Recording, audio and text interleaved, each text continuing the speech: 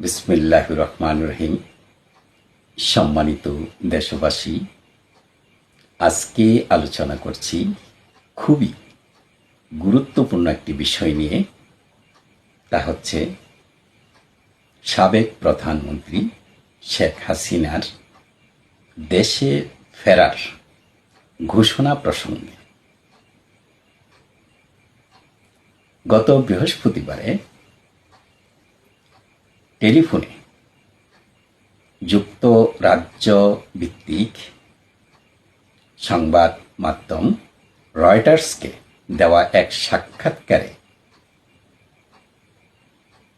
সাবেক প্রধানমন্ত্রী শেখ হাসিনা বলেছেন বা ঘোষণা দিয়েছেন যে আগামী ডিসেম্বর 2026 খ্রিস্টাব্দে ভারত থেকে তিনি এবং তার সাথে যারা আত্মগোপন করে আছে তারা একযোগে দেশে আসবেন এবং তার বিরুদ্ধে যেই একটি রায়, মৃত্যুদণ্ড হয়েছে এবং আরও অনেকগুলো মামলা চলমান রয়েছে এবং নেতাকর্মীদের বিরুদ্ধে যেসব মামলা রয়েছে সবাই এই তাদের মামলাগুলো লড়ে যাবেন।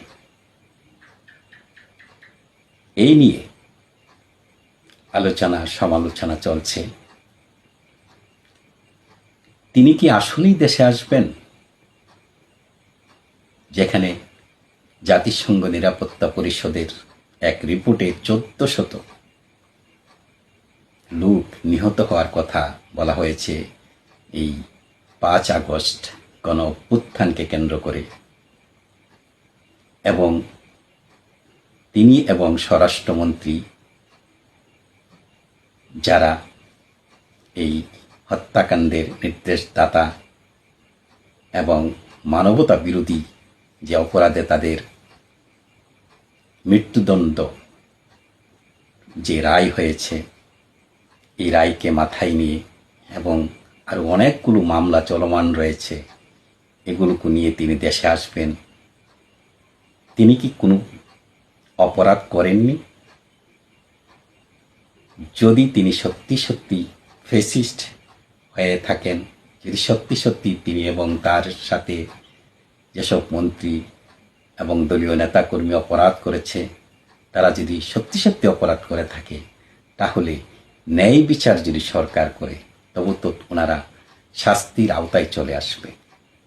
তাহলে এই শাস্তি ভোগ করার জন্য তিনি এবং তার সাথে নেতৃবৃন্দ চলে আসবে, এটা কতটুকু বিশ্বাসযোগ্য?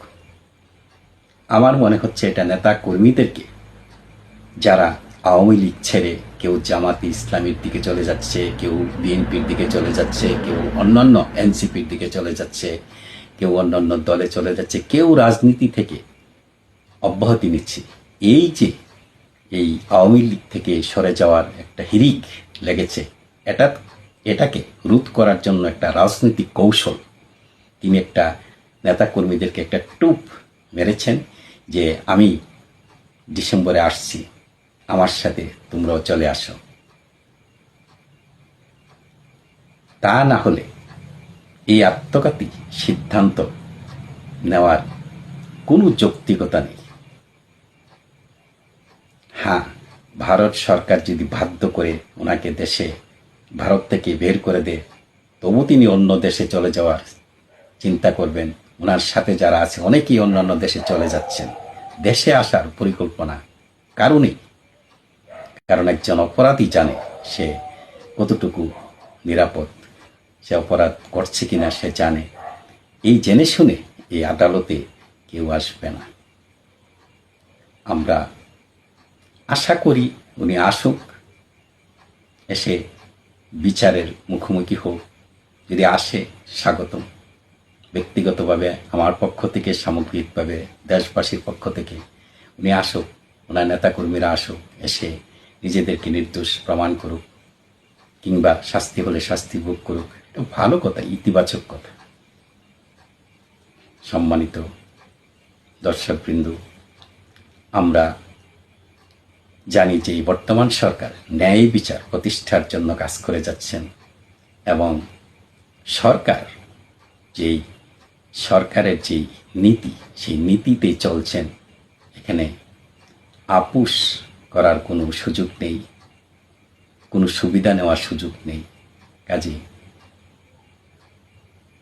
সাবেক প্রধানমন্ত্রী শেখ হাসিনা দেশে আসার যেই ঘোষণা, এটা একটা রাজনৈতিক কৌশল, বই আর কিছুই হতে পারে না। ধন্যবাদ সবাইকে।